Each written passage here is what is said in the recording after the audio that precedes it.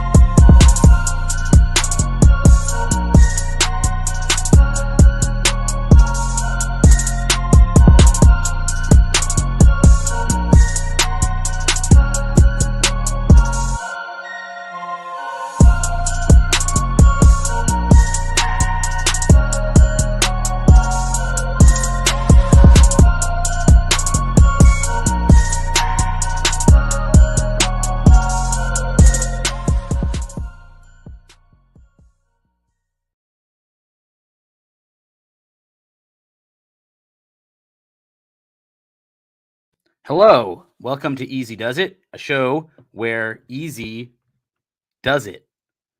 I still got to come up with a better tagline. If you have any better ideas, just let me know. My name is so punnable. Easy as pie. I never understood that. Easy as pie. Like what makes pie particularly easy? Like it's just making a pie seems kind of difficult. I've never actually done it. But anyway, let's talk about some football. I love football. I'm a big football guy. We got some viewers trickling in, which is nice to see. Oh man, I hate that I still have to do this, and I'm hoping it's the last year that I have to do this. I'm really, really hoping. But we still need to talk about this bullshit Aaron Rodgers sweepstakes. And it's so frustrating because look, I'm a Bears fan. I don't want to have to talk about the Packers.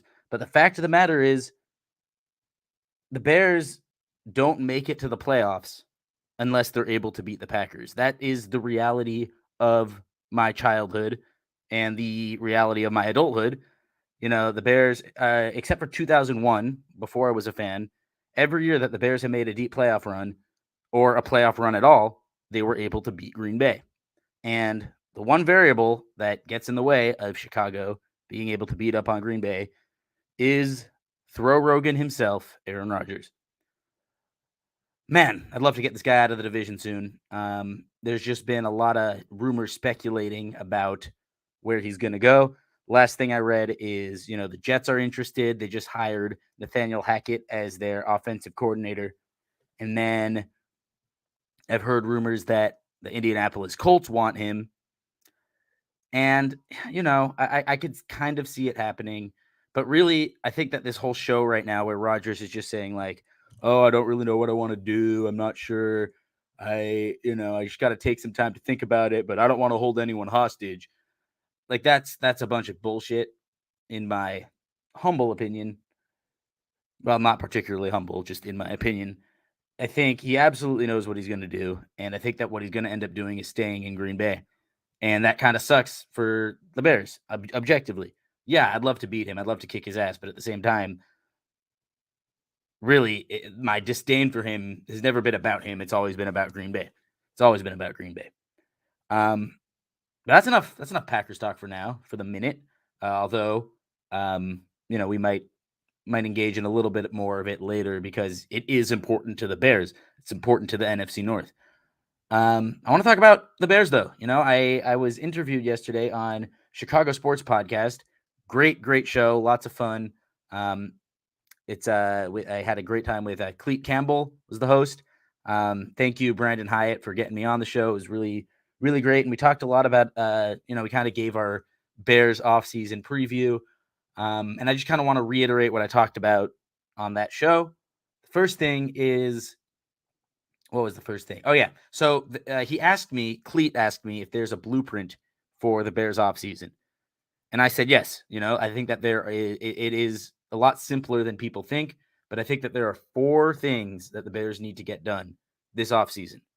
Or really, when it comes to rebuilding, there's a blueprint to follow that requires 4 things. But for the Bears, there's only 3 things that we have to get done because thing number 1 The most important thing has already been completed. Now, what is that thing? That thing is getting a franchise quarterback. All right. The Bears already have their guy. Whether you like it or not, Justin Fields is going to be the guy going forward. Given how athletic he is and how just amazing his arm is, I'm not going to look, even if he has a down year statistically, I'm still not going to give up on him after next season because I just know how bright the future is and I know how great his potential is. So I'm not concerned about QB1. I do think it's important to get a good backup quarterback in there. Not a big Trevor guy. He's not my guy. Never been a big fan. Trevor Simeon, that is, not Lawrence. Um, but um, I, but yeah, I think that getting a backup quarterback should be a huge priority. And I mean, someone pretty decent. And I think that there will be some decent guys on the open market who might not demand a lot of money because, I mean, Brady's going to be moving around. Rodgers is apparently going to be moving around. Garoppolo might make some decent change. Excuse me. Other than that, I just can't see, some of the other big name free agents in the quarterback market making a ton of money. I'd love to bring in a Teddy Bridgewater. I've always thought Teddy was very boring to watch when he plays football, but that's not a bad thing. Boring is good. Boring is cool. Boring means, you're completing short passes, you're making your way down the field. And if Fields were to go down at any point in the season, even if it's just for a game or two, I would feel comfortable with Teddy starting a game here and there. Also, Sam Darnold might be interesting, although I do think he might have earned a little more time with Carolina. I'd love to bring in Baker Mayfield as a backup, but I do think I can't really see a scenario where he doesn't sign with a team where he can compete, and he can't compete for a starting job with the Bears. But yeah, I do think backup quarterback, because we already have our franchise quarterback, backup quarterback should be a priority. But that's not the main priority, and it's not necessarily even a part of the blueprint. The blueprint is there are three glaring positions of need that the Bears need to fill. And once they fill them, I don't think they're necessarily going to be a contending team, but I do think they will be a competitive team. And so the three most important things right now, number one is defensive, getting to the quarterback. We got to bolster up that defensive line. It's just, look, I'm not a football expert. I just play one on TV. But when I watch a bunch of games as a professional fan, I can safely say that the Bears, it's just, how many times were we watching games this season and you just see, a quarterback drop back, whether it was Tua or Rodgers, of course, or Dak Prescott earlier this year, Jared Goff, and they just have hours to throw in the pocket. It's, the most important thing in the playoffs, if you want to be a playoff team, I should say, is getting pressure on the quarterback. So the number one priority is doing whatever it takes to fix up that defensive line, because these guys, I like some of them. I like Justin Jones. I think he's a decent rotational piece, could be good at the goal line.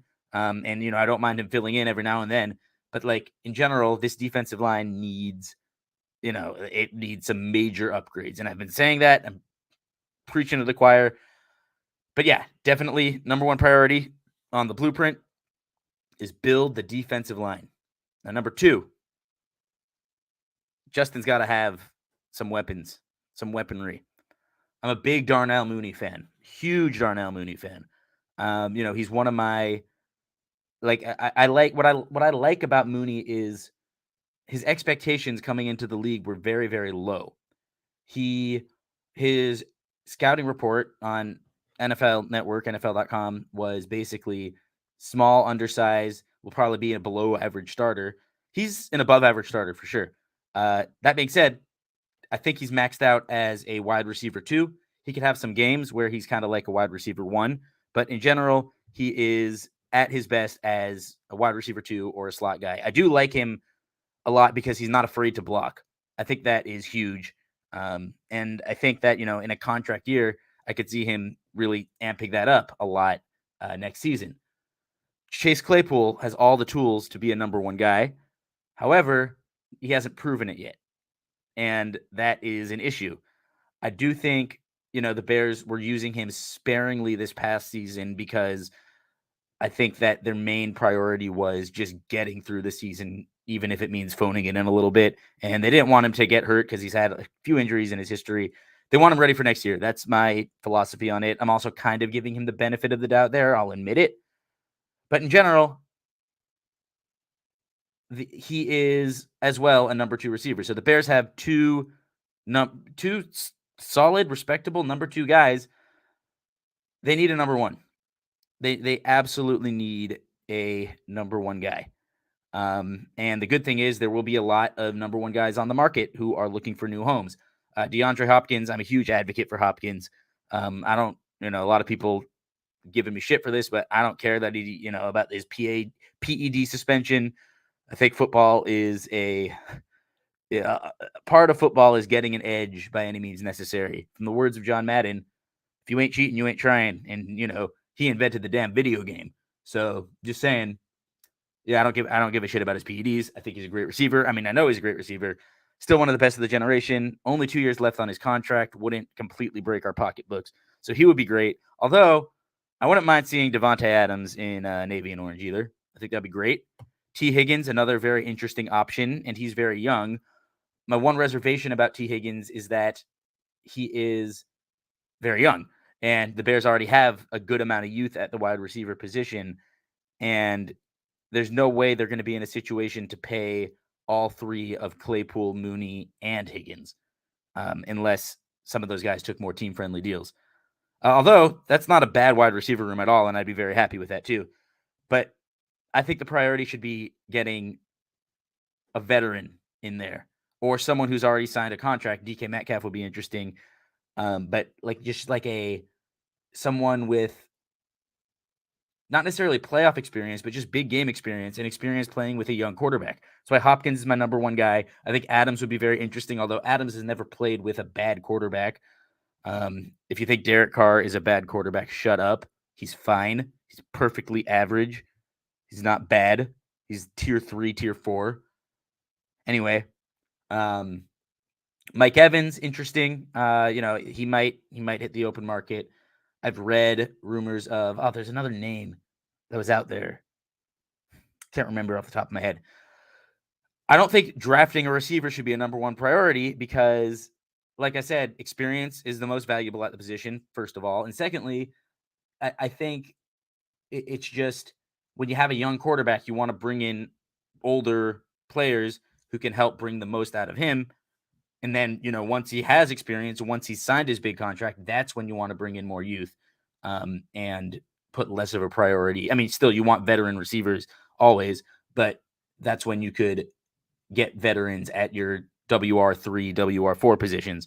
This is my philosophy as a couch GM or a chair GM or a beanbag GM or a standing up and pacing in my living room GM.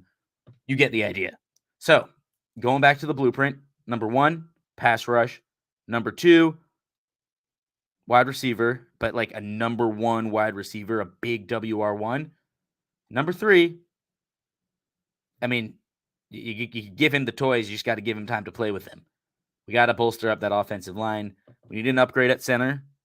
I'm not as hard on Mustafa as some of these guys are, but I mean, he's replacement level, and they could use. I'd rather have someone who's good, who's quite good, who's a plus center. I'd like to draft Ricky Stromberg from Arkansas. He's definitely been on my radar for a while. There's some other good ones in the draft. There's a kid from Notre Dame, but I mean, Mustafa is also from Notre Dame, but that doesn't mean anything. I think Jarrett Patterson will be quite good. And also, open market, not Travis, Jason Kelce, if he doesn't retire and he doesn't re-sign with the Eagles, he'd be great. He'd be awesome to have on the line. I like our guards, and I think Braxton Miller will bulk up a bit. Not Braxton Miller. Who's Braxton Miller? Ohio State receiver quarterback who became a receiver eventually. Anyway, no, Braxton Jones, the left tackle, I think will be very, very good once he bulks up a little bit. Like if his only problem is that he's just not incredibly strong, that's something that can be fixed. And I liked, Leatherwood had his moments. I'd like to see him get a little meaner. He should hang out with Tevin Jenkins more in the offseason to kind of get a mean streak going. But, they have some decent depth on the offensive line. And I wouldn't mind seeing them draft third round center, second round even center. Also, DeJuan Jones from Ohio State, just a huge guy. I think he's like 6'7", 6'8", 330. He'd be awesome. Orlando Brown is going to be potentially going to be a free agent, especially, I mean, if the Chiefs do end up winning the Super Bowl, I could see them not re-signing him because he'll want to test the waters and he'll want a huge payday, and he may have earned it. So yeah, with that in mind, I am very much in favor of, obviously, like, we do need to bolster that line, and I do think the Bears will do that. And that's pretty much the blueprint there. Want a franchise quarterback? Check that off the list. And if Fields fails, I will eat crow and I will cry. But check that off the list. Defensive line, second most important thing right now. Third most important thing, the reason why I prioritize receiver over offensive line is because, one, there are some, like, the Bears have the makings of a decent offensive line, even if it's not a good one yet. And two, in today's NFL, and given Justin's skill set of being able to improvise and make throws on the run, I think the most important thing is to have a trusted number one weapon. And that's why, getting the receivers that, number 3 priority. And then number 4 is offensive line, protecting him. And by the way, I do have a guest on this show. I'm going to let him in a minute. He's been waiting very patiently. It's a good friend of mine from childhood, and we've talked a lot of football, a lot of sports throughout our days together. And, it's always nice to be able to put those conversations out there so people could hear them, because they're always a lot of fun. But I'll bring him in a minute. But before I do, I want to kind of make my segue here, which is, if you look at all the teams who are remaining in the playoffs, we got Philadelphia, San Francisco, Cincinnati, and Kansas City. All of those teams have something in common, which is that they have those 4 things that belong to that blueprint. They all have, except San Francisco. They don't really have a franchise quarterback, but they're kind of an ultimate exception because of all the skills they have everywhere else. But look, when it comes to defensive line, the Niners have Bosa, one of the best pass rushers in the game. Eagles had Hassan Reddick with 15 sacks. Brandon Graham had a renaissance year. Great season for Brandon Graham. Then the Bengals, they got Hubbard Hendrickson, just really, really good elite pass rushers. And the Chiefs, they got their Chris Jones and Frank Clark. And that's you can't really like they're just very underrated. They go under the radar because the Chiefs are all about offense in Mahomes, but they're really, really good. Then they all have great receivers. The Niners, I mean, Brandon Ayuk is a number 1 receiver on most teams, as far as I'm concerned. And then they have, two Swiss Army knives in Christian McCaffrey and Deebo Samuel. And also, George Kittle. And, I mean, a Hall of Famer at left tackle. But that's, I'll get to that. Niners are stacked in terms of receivers, people who can, just playmakers in general. Cincinnati, Joe Mixon is, he's running back, but, they got Jamar Chase, probably the best receiver in the NFL, in my opinion. Chiefs have Travis Kelce. I know he's not technically a receiver, but, I mean, he's just an absolute unit at the tight end position, and there are no tight ends nearly on his level, so he counts as a number 1 receiver, as a number 1 guy, just a number 1 ball player, really. And then the Eagles have 2 number 1 receivers in Devontae Smith and A.J. Brown. Did y'all realize that Devontae Smith had 95 catches this season for well over 1,000 yards? I always thought A.J. Brown was the main guy, but, like, Devontae quietly put up an amazing year.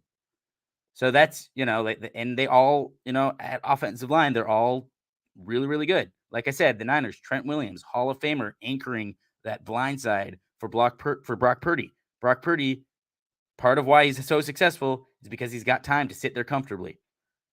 Lane Johnson, one of the best offensive tackles in the game, has made life a little bit easier for Jalen Hurts this year. And Orlando Brown, like I said, for the Chiefs, one of the better pass protectors in the game. Just an absolute unit over there at tackle. And then, the Bengals offensive line, is a little bit more questionable. But Joe Burrow's whole game is being methodical and, making quick throws, checkdowns, and whatnot.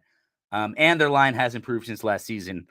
And their line got a bad rap after they were abused by Von Miller and Aaron Donald in the Super Bowl. People forget how unbelievably stacked that Rams defense was last year.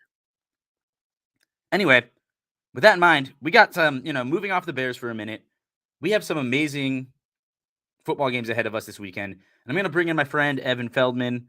Okay, I've spoiled the introduction, but great friend of mine. We grew up at Jew camp together. Really good guy. He knows, like super, super smart in regards to many things. But one of them is obviously football. Knows his shit. Really, really, like fantasy savvy. If you ever need fantasy advice, he's your guy. But make sure you're not in the league with him, or he will swindle you in a trade because he is really good at that. So without further ado, Evan Feldman, welcome to the show. Hello, hello. Thank you for that wonderful introduction. Of course. By the way, I want to ask real quickly, the league I had to leave because, I just couldn't be there for the draft. Who won? This year it was Ryan Menzie, who was the 6th seed, upset me in the quarterfinals as the 3 seed, and then just took it all the way to the house.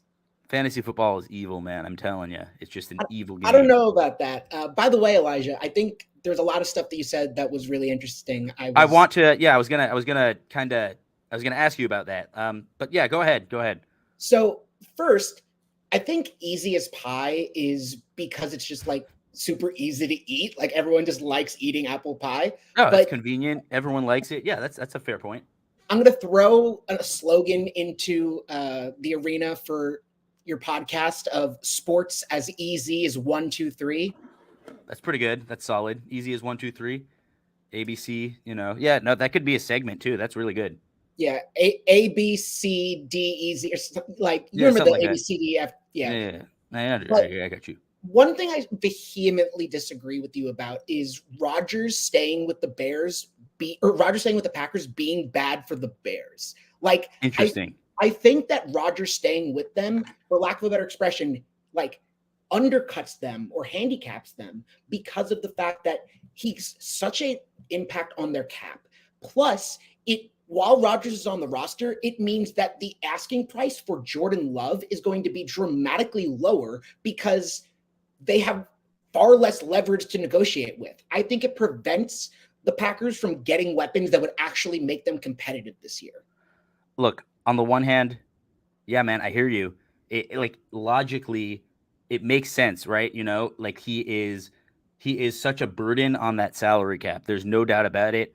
I did a report this year. I think he alone makes up, or maybe it's he and Jair Alexander make up like 40% of the entire Packers salary. The wealth, the wage gap within the Green Bay Packers community is very extreme. However, oh man, you have no idea. You have no idea what it is like. Your feelings are very valid. You have no idea. Like what he does to the Bears is so cruel and unusual year after year. Even this year, when the Bears really didn't have much to play for, and when Aaron Rodgers was having a down year for his standards, he pulled a rabbit out of his ass. That's not the expression, but he's amazing. He borderline violates the 8th Amendment with the cruel and unusual punishment that he does to y'all. He kind of does. He absolutely does. And, I'm just ready for it to end, man. Ready for it to end. By the way, Evan, so who is, listeners won't necessarily love this, but then again, I don't care. Tell everyone who your favorite team is. So my favorite team is the Rams, but I grew up in New York, so I grew up a Jets and Giants fan. But are you alluding to my uncle? No, I'm alluding to the fact that you have multiple teams that you root for, which is fine. Cool. Right. But no, I get it. If you grew up in New York, but you lived in LA for so long, it is valid. There is validity to that. Yeah, the Jets had an interesting season. I hate that they signed Nathaniel Hackett. I absolutely despise the move. I think it was like this is. Well, let's talk about that. Let's talk about that for a sec, though, because why do you think they did it, Evan? They hate themselves. That's one point. That's one way of looking at it. It is very much a masochistic organization. Yeah, right. Like this feels like Adam Gase again. Yeah, right. Adam Gase, glowing endorsement from Peyton Manning kept him, gave him a couple coaching jobs. Nathaniel Hackett had that glowing endorsement from Aaron Rodgers, and now he's with the Jets. I will say, I think that the reason they did this is the same reason the Broncos, who you also like, by the way, I know you had that Broncos hat. Same Yes, reason the Broncos brought in Hackett was to hopefully. Oh, you have it there. That's amazing. Oh, I love that. just ready to go. I do like the Broncos because, well, they also annoy me, but I do like navy and orange. If you're drunk enough, they look like the Bears. They do. But I guess the reason they brought in Nathaniel Hackett is because they want Aaron Rodgers to be a Jet, and they want to make a move for him. And I think that they will absolutely do that.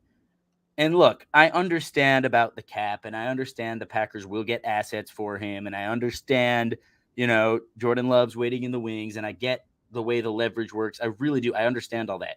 With that being said, man's 28-5 against the Bears. 28-5. And that includes, I think, the Shea McClellan game where he broke his collarbone and didn't play most of the game. So that really, technically, if you really want to think about it, he's 28-4. That's like, I'm done with him. Bye-bye, Aaron. And Yeah. I'm one of those fans, like, if he goes to the Jets and somehow takes them to the Super Bowl, I won't even be upset. I'll laugh. I'll be happy. It kind of feels like a Brett Favre scenario. Right. Oh, exactly like a Brett Favre scenario. Quarterback goes to the Jets and weirdly takes them to the AFC Championship game. Hey, he ended his, if this is the end of his time in Green Bay, his last pass was an interception, just like Favre. And if he goes to the Jets, that will be very much like Favre. And then I think he'll go to the Vikings, very much like Favre.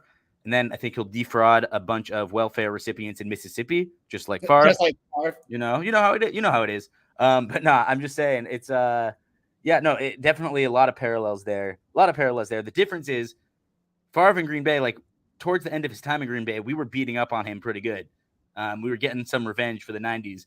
Hasn't really happened with Aaron yet. Has not happened with Rogan. If he stays around, maybe y'all will get your shot.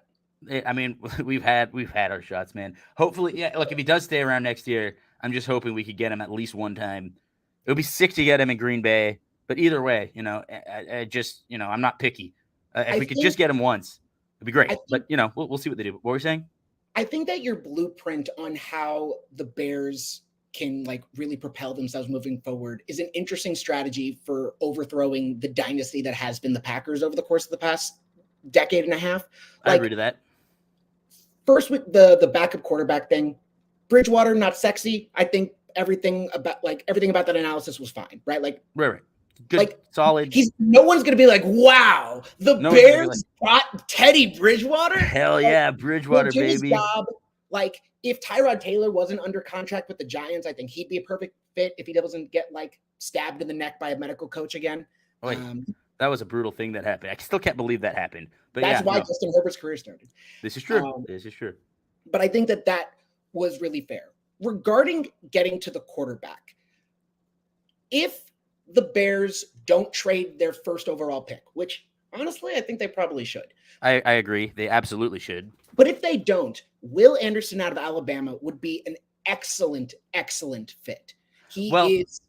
Continue. Go ahead. No, I'm just saying he doesn't really fit the scheme, but he is a great player. It's just like I worry about him in the run game and in the system the Bears like to run. When I say excellent fit, you're right that fit more implies the system and the schematics. I meant more in terms of filling the talent portion of filling the role that is empty on the D line. Right. That makes sense. He is, he's unbelievably talented and he could get to the quarterback like nobody's business. He didn't have as great a statistical season this year, but I mean, he's got it in him. I really like also Tyree Wilson. I don't know if you know him from Texas Tech. Yeah, but he has a foot injury, which definitely concerns me. But there are some good linemen. That's why I'm like, I have no problem with trading back because, Miles Murphy's very interesting from Clemson. It's like, I think Bryce Breesy, I think, is an interior lineman, but he'd be an interesting pick. Obviously, I still like Jalen Carter, but if the Bears make the right decision and trade that first pick, I think that one of the picks that they receive in that deal could be like one of their second or third rounders could be spent on a guy named Andre Carter out of Army, out of all places. Hmm. Like, Also, shout outs to the Biden administration for undoing a Trump regulation that allows players in the military to still pursue their professional careers. In football? Yeah, like in any sport. Oh, I didn't know that. They That's weren't awesome. going to be allowed. There was a whole legislative debate about it. But Andre Carter is an absolute monster. And I think that y'all could get him at a great discounting, like if y'all were to trade that first overall pick and I'll have to look into Andre Carter, but I know Army they have weight restrictions, and that's why they don't compete with a lot of teams. So, he's one of those people that maybe if he bulks up, Will Anderson is not the answer. Okay, wait a sec. I have some comments here from JB. He's a regular on the Tuesday show. JB. Bridgewater didn't want to come here last time. I forgot about that. Man, I honestly, I don't blame him. I wouldn't want to come here either. Will Anderson isn't the answer. Jalen Carter or Miles Murphy. Yeah, I hear you, JB. I think I agree. I'm starting to really like Murphy, and the reason is if the Bears trade back and go from the number 1 pick, which, by the way, I mean, I'm still so delighted to have. I doubt they stay in the top 5. I think they'll fall to like 6 or 7, and Murphy should be available at that point. And, I mean, he's a scheme fit. He'll immediately bolster that defensive line. Hopefully, they're able to make a move for another defensive end, maybe in free agency. I don't love Yannick Ngakoue, but, he's an upgrade to Al-Qadim Muhammad. Anyone is. Maybe – I mean, I've read Clowney wants out of Cleveland. I don't know how much it would cost to get him, but he is probably not – a decent rate compared to his peak. Oh, yeah. Well, yeah, I highly doubt he'll be high. Like, I just don't think he'll be very, very expensive, and I don't think he's going to cost a lot of assets either. Like a 5th-round pick, I'd be okay giving up for a couple years of Clowney because of how having him would help out a rookie like Murphy. But I do think, especially like the Bears are going to be able to trade out of the number 1 pick and still be able to bolster that pass rush, just enhance that defensive line with a lot of the guys that are, I think like most of the top 10 prospects are defensive linemen. And that's why I'm totally cool with not, with passing on Anderson, trading back, getting a bunch of picks in return, and hopefully, building up the line that way. If you're looking for a like day 2 guy out of Iowa State, there's Will McDonald had a farm. And that's a fun one. That's a good one. Yeah, he did have a farm. That is true. And Iowa State, he probably actually did have a farm. That's the thing. Honestly, yeah. He's probably he seems like one of these just all-American, very bulked up kids that looked like an offensive lineman as a high schooler. Yeah, no, that's the thing. Okay, so you said he went to Iowa State, right? Yeah. Iowa State, right. And you said is he an edge rusher or is he interior? He's edge. Edge. Okay, cool. So, yeah, I need to check up on his highlights, but I think he might be one of those people who's good at football because he lived in Iowa State, or he might have lived in Iowa. No, well, yeah, right. Well, lived in Iowa, probably did have a farm, and people were like, "Oh, old McDonald had a farm," and so he probably fought a lot of people growing up, and that's how he became strong, and that's how he became good at football. That's my theory. That's also my theory about like Clinton Dix, people like that. I think favorite name in the NFL by far. I think we have funny names in the NFL because those kids are bullied to the point where they beat people up and get really strong. But I mean, Key and Peele's skit from 2012 and 2013 on the East-West College Bowl, where they have all the ridiculous names. It is borderline, like it was borderline foreshadowing at this point with some of the names in the league. Right, and it's also the thing is now I just love how when they introduce themselves during those games, they make it very funny. A lot of them say silly things. I can't think of anything off the top of my head. Jamal Williams this year referencing anime in his introduction. Yeah, that's just like, just little things like that I think make the game a little more fun. I could appreciate when they have some fun with their player intros. JB, go ahead. JB here says, just think of what Daron Payne and Miles Murphy might look like. Oh my God, yeah. That actually is a pretty nasty combo. That's a sexy pairing. That is like, yeah, I mean, that's, Payne is young. Just entering. Payne is young, not Daron Payne, just Payne in general. Payne in general, right? Payne doesn't age. I wonder if people have made like I don't know if Daron Payne has ever sacked Jalen Hurts, but I mean Payne Hurts. Payne Hurts is kind of fun, pretty right? Good. It's a good fantasy football name. Yep, it's all I know is Payne and Miles Murphy on the line. If I run a lot of miles, I'll be in pain. Well, that's pretty good. It's gonna be a lot of fun. It's gonna be going to be a lot of fun this season if we get some fun names like that. But anyway, yes, so it's in all seriousness, Miles Murphy would be awesome. And if Deron Payne does hit the open market, the Bears should absolutely give him a great contract.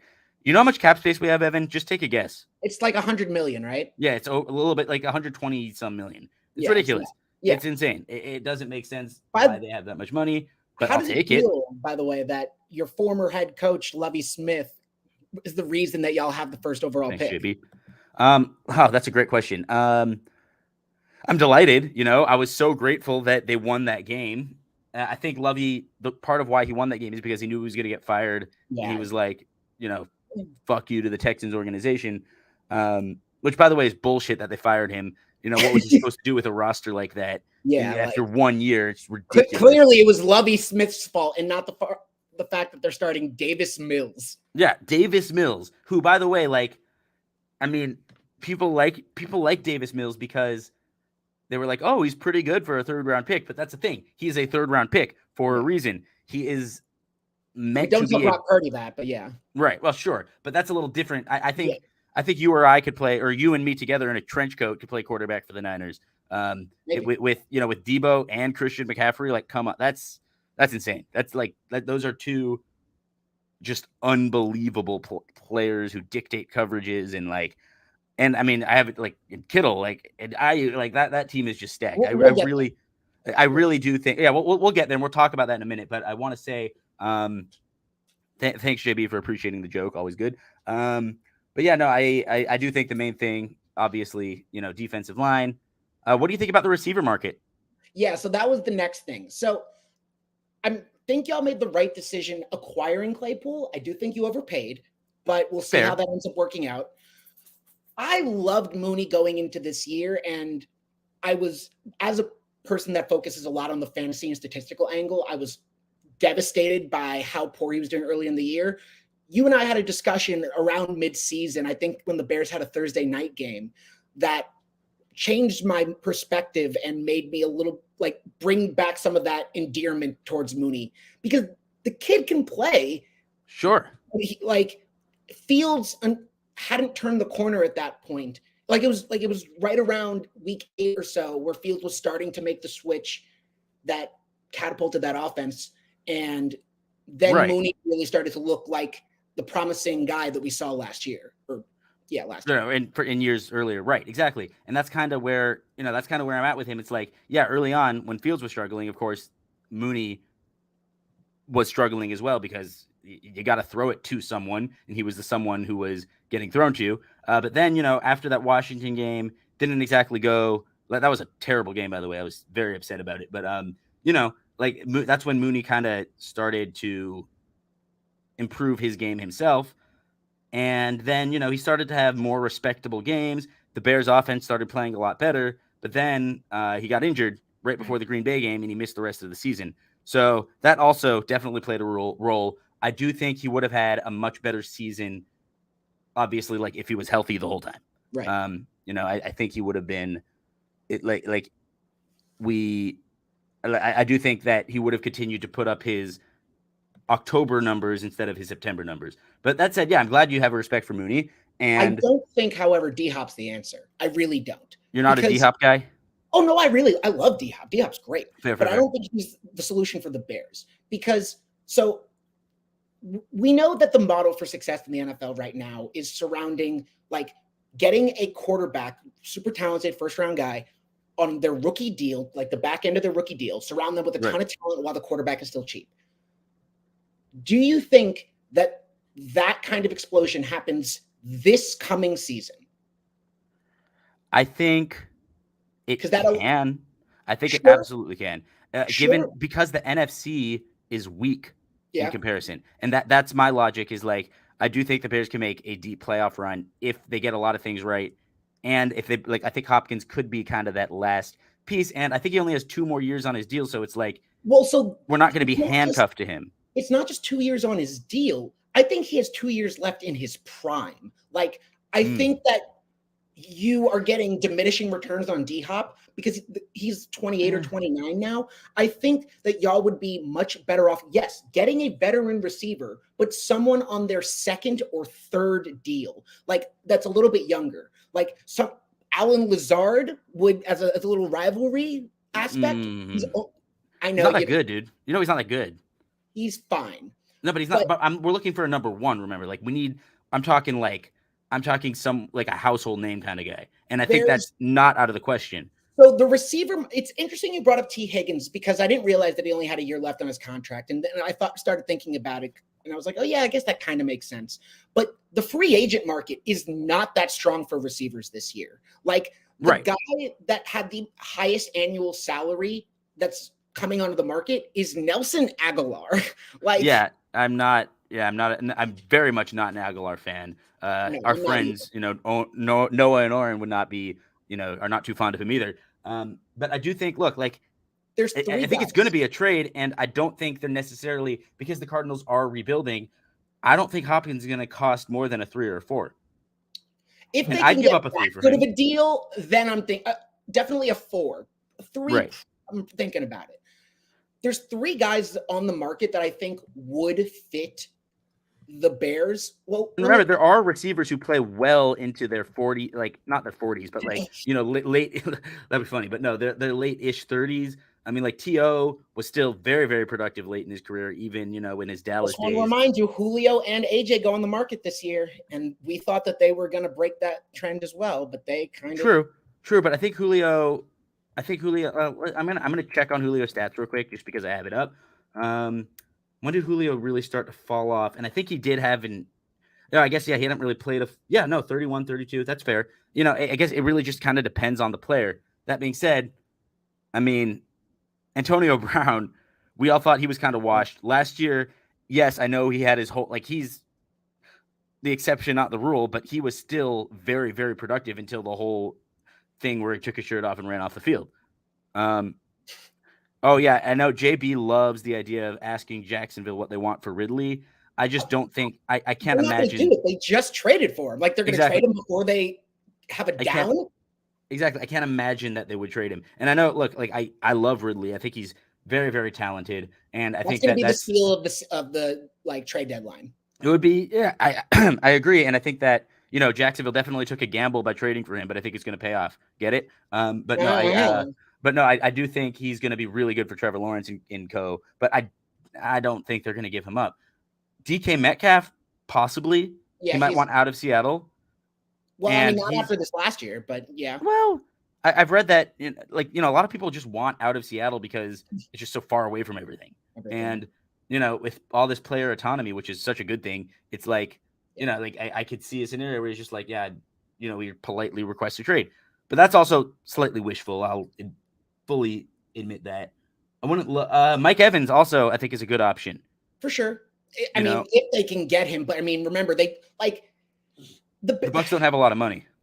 True, right? Like, I think the way that they get these players is not by sending a high pick; it's by a mid to late round pick and taking most of the salary. Yes, I understand that, and that's why I'm still on the Hopkins train because I don't think it'll be very expensive. The thing is, I think you mentioned this earlier in the show.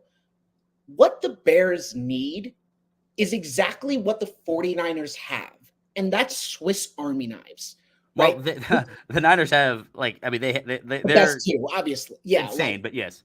But with, like, obviously the Wildcat doesn't function anymore, right? But with a Fields-led offense, Kmet at the tight end, who's also a great blocker as well as a receiver.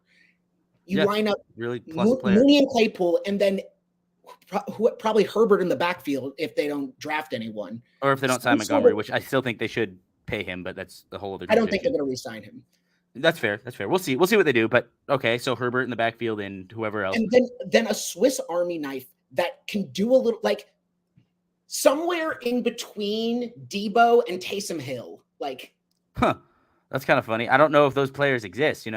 They don't exactly grow on trees. Exactly. Although there is another name, and you as a part-time Giants fan definitely know about this guy, and that's Saquon. Right.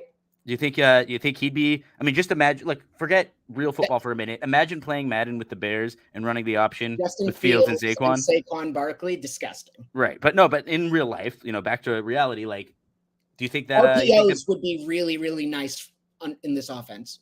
you said Saquon you think would be good, nice in the offense? RPOs, a Right. Saquon Fields RPO led offense.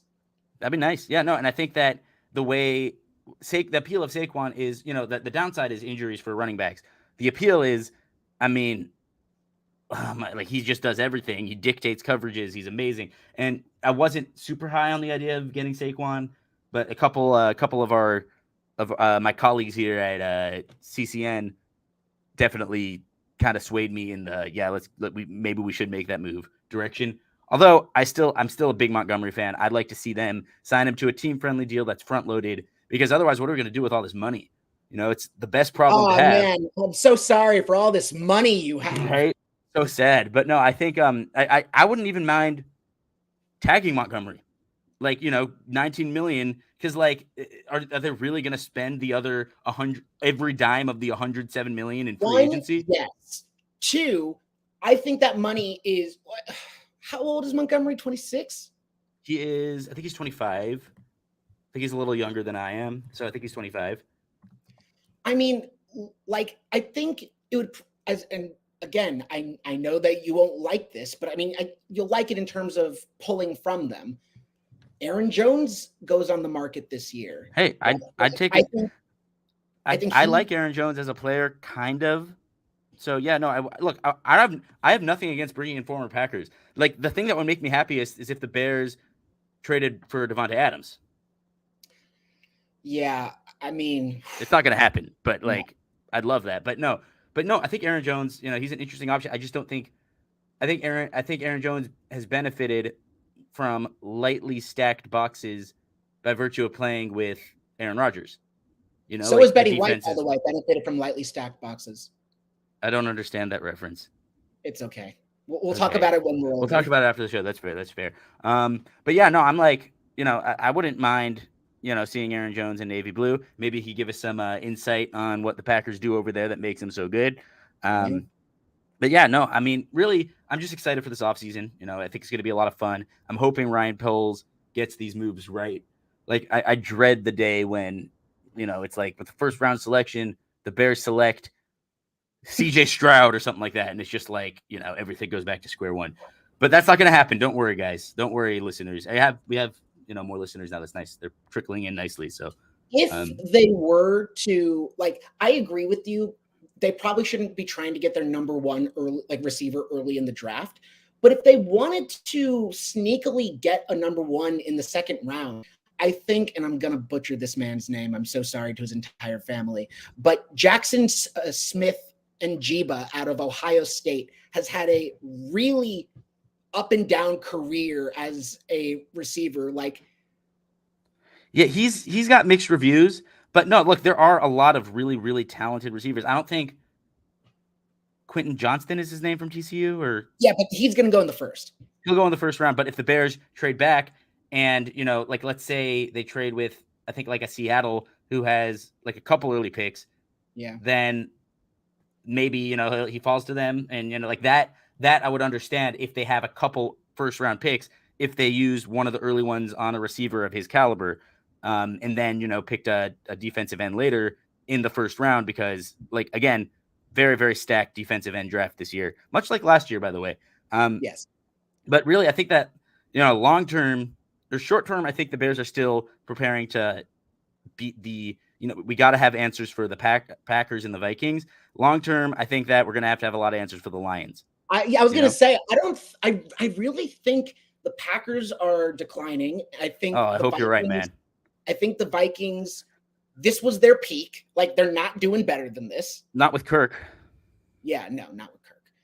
But we need someone for Jetta. I think the Lions, and as someone that has spent the last 3 years living in Michigan, I've unfortunately just succumbed in Lions propaganda.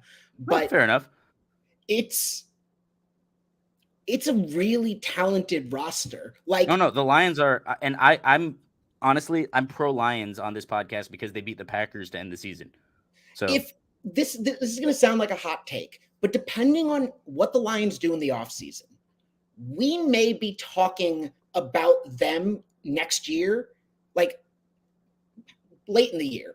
Maybe talking about them in the same way that we're talking about the Niners now, where it's like their quarterback situation is not phenomenal, but they have the most talented roster start to finish in football. That's an interesting take. That is yeah, I don't know.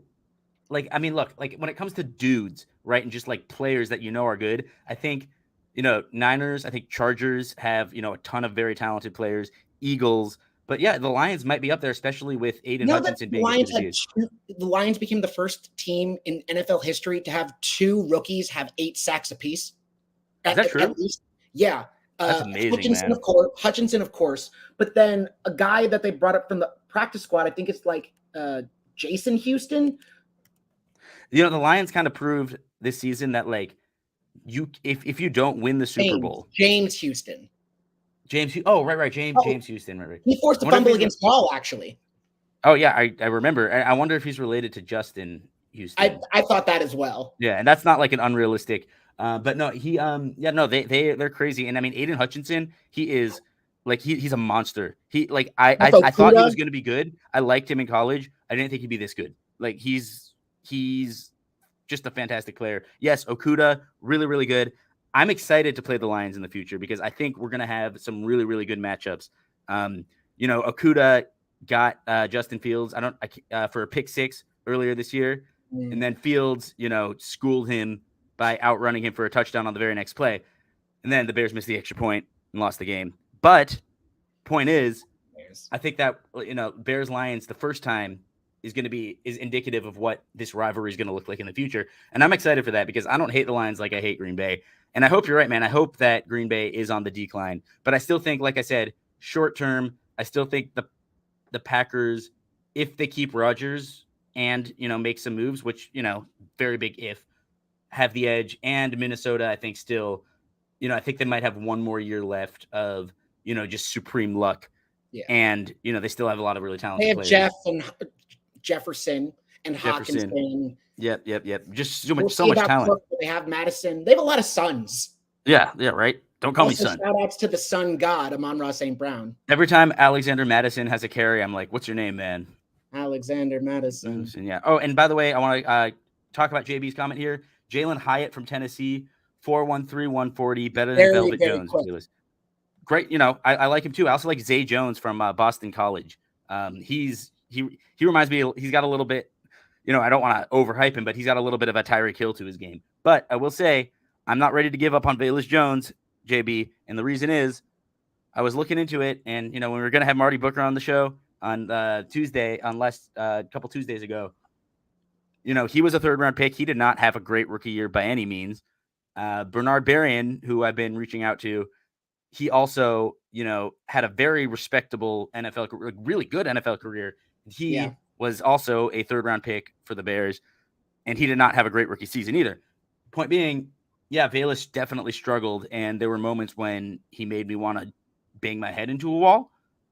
And I still think he's going to end up being a pretty good player because, like, when he does have the ball in his hands, he's still like he's one of those, like Evan was saying, he could be one of the Swiss Army knives because he's just such a the way he runs just makes me think of the word gadget, if that makes sense. He's just like he's super quick and shifty, and I think he's one of the guys who could give you a couple carries every game and who could make some nice plays on screens. Could be a deep threat. Like he's shown flashes, I guess is the term. Although I understand why Bears fans are skeptical. It also made me really chuckle going to your 4th and final aspect of the blueprint. It's funny that, like, you were talking about the offensive line, and there was a guy that came to mind, and I was like, oh, this actually would be perfect. And then you're like, and they should get him in the 3rd round. I'm like, oh, you mean the guy that I was looking at that's projected to go in the 3rd round? I think that y'all would do so well with John Michael Schmitz, 3 first names. Minnesota. Out of Minnesota. I think he would be he's a center. He's going to go in the 3rd. He is like not that low of risk. He's accustomed to bear weather. He's not low risk, Yeah, not Low that. risk, high reward. Thank you. I got you, man. Yeah, no, And I like him too. I always his name escapes me for some reason, but yeah, no, I know, I absolutely know who he is. His name shouldn't escape me because it's John Michael Schmitz, three but first names. no, but yeah, no, I'd love to get. I'm a big Schmitz guy, and were you talking? Well, I was gonna say Big Schmidt sounds like a Yiddish expression for large penis. Like yeah, right, like check out the Schmitz on that guy. Yeah, that's Yeah. pretty good. That's not bad. Anyway, moving on from large penises. I do want to talk a little bit, and that's kind of the name of the show. Is we are previewing the conference championship games. We want to give our predictions. I will say, I have the proof on my Facebook page. You could add me, Elijah Zelonki. But I have the proof that I did pick every game right for divisional weekend. I was very proud of myself. You did. I can vouch for that. You can vouch for that. And I'm not nearly as confident going into the conference championships, I will say. But I'd like to get your picks, and let's start with the earlier game. Niners going to Philadelphia. Who do you like? Who's your X factors? How you feel about this? I agree that these games feel very much up in the air, especially in comparison to the divisional round. Yes. As someone that has grown up in New York, this doesn't bring me a ton of joy. Yeah, but right. I think it's gonna be the Eagles. And let's go with the most surface level analysis at first. Mr. Irrelevant versus a dude recruited by Nick Saban to play at Bama. We could stop obviously the conversation goes so much deeper than that. But right. You start off the conversation with such a statistical disadvantage for the Niners end. And it's not that the Eagles also aren't stacked, right? But the fact that Purdy has nowhere near as much big game experience, although the two of them did hit playoff against each other in college. Yes. He is not as accurate. He's not as mobile. I think that you start the offense comparison and the Eagles are just so far away that sure, you give the Niners preference on McCaffrey. Debo versus Sanders no slouch. For sure. Debo versus AJ Brown after this year, I think you got to lean AJ, although I wouldn't have said that going into the year. On their number twos, I take Devontae over Brandon Ayuk. On tight ends, for sure, you get Kittle over Goddard, but it's not as far apart as you think. Right, I agree with you. And then the defenses are both really, really good. The offensive line, there's Hall of Fame offensive linemen on both teams. How often do you say that in a conference championship game? Oh, yeah. No, and I mean, there's multiple for the Eagles and definitely, I mean, at least one for the Niners and probably, who knows about the rest of the guys on that O-line. But, definitely all pro guys, Hall of Fame guys, Trent Williams for sure, Lane Johnson for sure. I think Jason Kelsey's a Hall of Famer. But it was something of either Johnson, Dickerson, or Kelsey. Two of them, I forgot which two, hadn't allowed a sack in back-to-back seasons. I think it was definitely Lane Johnson. Yeah, definitely Lane Johnson. As a matter of fact, if you watch the Cowboys-Eagles game from the end of this season when Gardner Minshew was in and Lane Johnson was injured, there was a moment where Gardner Minshew, I think he threw an interception because he was rushed on a throw because does Johnson play? I always forget if Johnson plays right or left tackle, but either way, the position he was playing was beat. Lane Johnson plays left, if I'm not mistaken. All right, well, we'll double check with Noah Gross on that one, but yeah, either way, that tackle position got beat and rushed the throw, and it just kind of goes to show you how important how important Lane Johnson is to the Eagles. And yeah, no, I'm definitely with you on that. He really does clog the lanes well. Yeah. I mean, also, what a perfect name. I mean, they have a running back named Gainwell, and they have an offensive lineman named Lane. Come on, their quarterback Hurts. Yeah, right. You can't get a more perfect. Their cornerback plays. Their quarterback plays. Cornerback slays. Oh yeah. Oh, slays. Yeah. No, it's perfect. They got it all. They really got it all. So and what they else? have someone with a red dick. Hassan. Oh yeah. Okay. Yeah. Fair enough. So, what's your take? Who's going to win this game? Yeah, so I think I end up leaning Eagles, although I'm not super confident about it. I think something along the lines of 27-21. Like, it's definitely going to be a single digit game. I would be shocked if this game results in a double digit victory either way. I I'll I say like agree. 27-21 is probably, if gun to my head, my prediction. You say Eagles? Yeah, Eagles I think 27-21. I'm with you there. I picked I think it'll be a little lower scoring, not much. I think it'll be very close throughout. Eagles run away with it at the end just because it'll come down to the quarterbacks. And no offense to Brock Purdy, who's filled in nicely. Incredible story. A great story. And also proof that Kyle Shanahan is just an excellent coach, Yeah. and proof that, with the right supporting cast, you can do anything, as an NFL, like any quarterback could succeed with the right Davis supporting Mills cast. is like, I went to Stanford. I was so close. Yeah, right. Exactly. Like, why not? Why not? I think Davis Mills with the Niners would also be winning a lot of football games. Not as much, but yes. Yeah, we'll see. That's debatable, but yes. But anyway, I do think the Eagles will run away with it at the end. It'll still be a close game, but I do think 24-16, Philly gets the win, and just probably a thriller, probably a lot of fun. And I'm excited either way. I like both teams enough, so it should be good to see. And my X factor, Hassan Reddick on defense. I think he has to get to pretty. And then on offense, Devontae Smith. I think the Niners will do a good job taking away AJ Brown, but Devontae Smith will have to have a big game. Yeah, I think Anyway, it's either going to be Smith or Goddard.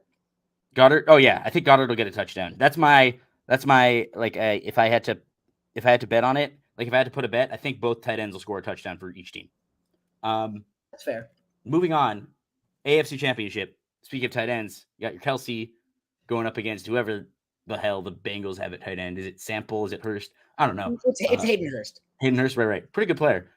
Yeah, who do you like in this game? Cincinnati rematch of last year. As much as I think the NFL with, and kind of me, just from a story and cinematic standpoint, would be really interested in seeing a Kelsey Bowl between Jason Kelsey on the Eagles and Travis Kelsey on the Chiefs. I think that would be like brotherly brawl. Be fun. Yeah, like and the fact that well, Kelsey's a center, but I don't know if they would never. Okay, nonetheless, yeah. I think I lean Bengals, and I'm even less confident about, I have more confidence in the Eagles over the Niners than I do in the Chiefs over the Bengals, or the Bengals over the Chiefs, excuse me. I think that the Chiefs, while they have a better quarterback, while they have a better tight end, while they have a better O-line, O-line, I think that the coaching job that this Bengals staff has done is remarkable. I think there's too many weapons for the Chiefs defense to account for.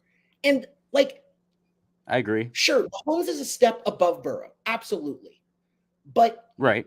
The difference between Mahomes and Burrow is not the difference between Travis Kelsey and Juju versus Chase, Higgins, Boyd, Mixon, Hurst. Sure, you can throw in Mecole Hardman and sure, Valdez-Scantling. Right. They're players. They're serviceable.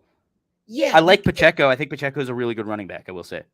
Can you imagine 2 years ago being like, hey, we drafted this guy at a LSU in the first round, but we're not going to play him in 2 seasons with Clyde Edwards-Helaire? Yeah, honestly, kind of surprising that they have not played him much at all. Especially, he'd be an interesting bear. He would be an interesting bear, but I mean, look, I'm not that into it because there are plenty.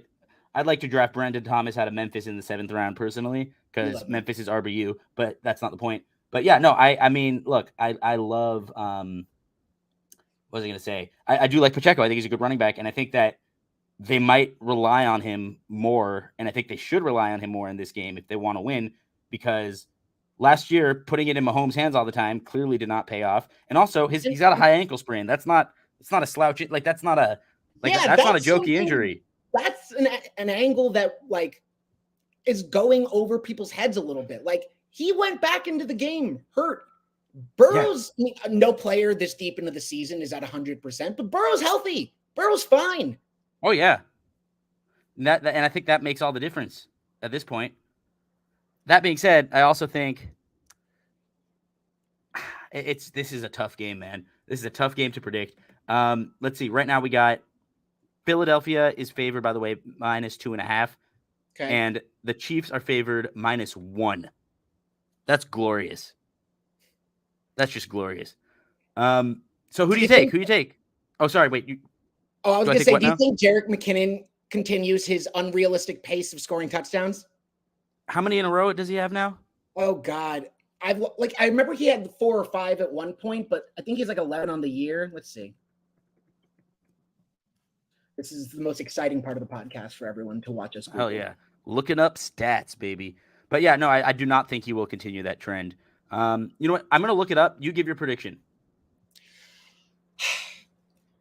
I think the difference, I think this is going to be a game with a higher margin of victory than the Eagles and Niners game, even though I have less confidence in the pick of the Bengals themselves. Right. I think one team is going to pull, it's going to be close all throughout. And I think one team really pulls away in the fourth quarter. My bet is that it's the Bengals, but I wouldn't be surprised if the Chiefs get up early and it's a close game, but they just constantly keep the Bengals just an inch and a half too far away. And then in the fourth quarter, the Bengals are worn out and the game ends up being like a 10 or 11 point deficit. So I think I'm going to go third. It's tough, man. I know.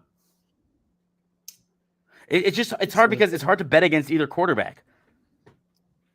Yeah. You know, it's hard to say Mahomes will lose, and it's hard to say Burrow will lose. I think 34-24. All right. I respect it. I could see it. And Bengals, you think wins? Bengals 34-24 Bengals. Interesting. You know, I was thinking about making a 2-score prediction for the Bengals as well, because I could kind of see them running away with it too. But I am going to think it's a little closer, and I'm still taking the Bengals. I think they go into I think they did it last year. I think they'll have an easier time this year with no Tyreek Hill. And I think the Bengals are better than they were last year. I still think it'll be a close game. Yeah, the Bengals are better. The Chiefs are worse. Yeah, and I don't think the Bengals are going to have to come back like they did last time. I like the Bengals to win this game. I also think Hendrickson and Hubbard will have a huge game. We'll both have really big games. Even if they don't get sacks, I think they'll get a lot of pressure on Mahomes, who can't run as well as he usually can. Bengals, I think they'll score 34. I do like the Chiefs to get another touchdown, 34-31. And we're going to get a Cincy versus Philly Super Bowl. And I think that's going to be, I think that's a great matchup. That'll be a lot of fun, I think. The Rust Belt will be ecstatic to have that as the Super Bowl. Oh, for sure. No doubt. Ohio versus Pennsylvania? Oh, right. Yeah, that's that feels like that definitely either a lot of political implications in that Super Bowl or no political implications in that Super Bowl. I want to show you real quick before we kind of wrap things up. I'm going to show you what I think the best move for Aaron Rodgers is in the offseason. But are you going to show me like an image of him just tripping and falling down a hole or something? No, but that would be really funny. But no, trigger warning. You see it? How you feel about that? How you feel about that? They're my least favorite team. I know. I hate the Belichick dynasty. Look, I get that. I don't think the Patriots are close enough from a roster standpoint to have that deal make sense for them. Belichick is too cautious to make that kind of decision. By the way, the answer was McKinnon's at 9 receiving touchdowns. 9. Oh, right. Oh, my bad. Yeah, and I think he had 6 straight games with one until last week. Right. But yeah, you don't think Belichick would make that move? I think that move is big and it's bold, and I don't think that's Belichick. I don't. Yeah, that's fair. I don't think they're going to do it, but I do think it would be very, very, very interesting to see what those two could do together. And I know you would hate it, I know, and I get that. And I know like the rest of the league would hate it, but it's also like I'm ready for the rest of the league to know how it feels. I'm ready for them to know what this pain is like of losing to Rodgers. I mean, they already know about Belichick, but like losing to Rodgers, and I like to think about the evil that those two could commit together. But just hopefully, not in the Super Bowl against the Bears next season, because I we're going to do win it next year. No, I'm kidding, but yeah. for sure. I do Yeah, want no to doubt. clarify a comment I made earlier. I meant to say the Bengals have a better defensive line. The Chiefs' offensive line is objectively better upon review with Orlando Brown, Right. Creed, Joe Thuney, Wiley. That was a misspeak on. I think I got what you meant the first time, but yes, but I mean, no, that's a good clarification there, and yeah, I mean that I agree. I think, well, I don't know which defensive line is better, because I like, I really do like Hubbard and Hendrickson, but I also like Frank Clark and Chris Jones. I think that they impact the game in different ways, and I do think both of them will be getting, like, both tandems will be getting pressure on Sunday. I think that they're both gonna have really games. Also, I think they both have very underrated linebackers. Nick Bolton for the Chiefs, and Logan Wilson. I've loved Logan Wilson since his Wyoming days. He's the one who made the play that Sam Hubbard returned 98 yards for a touchdown against the Ravens in the wild card. So, I look for maybe a linebacker might make a key play. But I think the key is the Bengals will need to make at least, like, they will need to force a turnover or two to get this win. I think the defensive backs are where it's really a coin flip. Like, I mean, Von Bell and Jesse Bates versus Justin Reed and Juan Thornhill. I mean, Eli Apple versus L'Jarius Sneed. Maybe you give them Jalen Watson over Mike Hilton. I like Mike Hilton on blitzes. He's very, very smart, and like when it comes to it's a very niche thing for corner blitzes, but when he does blitz, he's really good at like dissecting the offensive line and figuring out exactly where to crash them, and it's interesting to watch. But definitely, if you ever go back and watch some of the highlights from that Bills Bengals game, which, by the way, unbelievable, like, or not unbelievable because it's Joe Burrow, but like such an impressive win for the Bengals to go into that supercharged stadium and just like have their way with such a good team. Like, I still can't get over how impressive that was. But that being said, like, I think Hilton definitely had some big plays in that game, just wreaking havoc against Josh Allen. And he should have an easier time doing that against a slightly hobbled Mahomes. Although I'm sure Mahomes will have his fair share of drugs in him that will help him. You asked for the X factor for the NFC. For the AFC, I don't necessarily. I have an anti-X factor. I don't think Joe Mixon's gonna like make that much of an impact in this game. Interesting. An anti-X factor. I like that. On the ground, he won't. I think receiving wise, he could do pretty nice, but I don't see Mixon picking up more than 60 rushing yards on the ground. That's fair. And I think that, I think Andy Reid, obviously, he does not like to run the ball. But I don't think it's, but I think in this game he might. Brian Westbrook. Oh, fair. Well, I mean, no, but Brian Westbrook, like, he was a really good receiving back, if my memory serves me correctly. But I do think he might need to. I think there might be a situation where Pacheco runs for more yards than Mixon. Yeah, because I think that the Chiefs, rather not the Eagles, the Chiefs might need to run the ball a little bit. Like, they might need to be more committed to pounding it. Whereas Joe Mixon, like, I could see him making his impact on. I could see P. Ryan making an impact as well. But I could see them, getting some checkdowns from Joe Burrow, getting some yards up the middle, like some of those cheap junk yards, which are junk yards. It's kind of funny, but no, like some of those some cheap yards on little dump off passes, checkdowns, whatnot. I could definitely see that. It's good projections. All right, now I do think we've been going for a very long time, longer than I expected. It's been a lot of fun, man. Obviously, I'd love to have you on the show again in the future. I do want to wrap up with one last segment that I promised my mother I would do. Shout out Barb Gelb. Shout out Barb.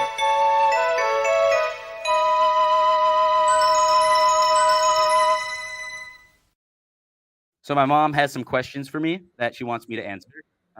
Nice little intro there. That was me, my bar mitzvah, around my bar mitzvah weekend. I remember 12, 13. Oh yeah, you were there, man. I think you were there. So which of these quarterbacks do you think makes their bed every morning?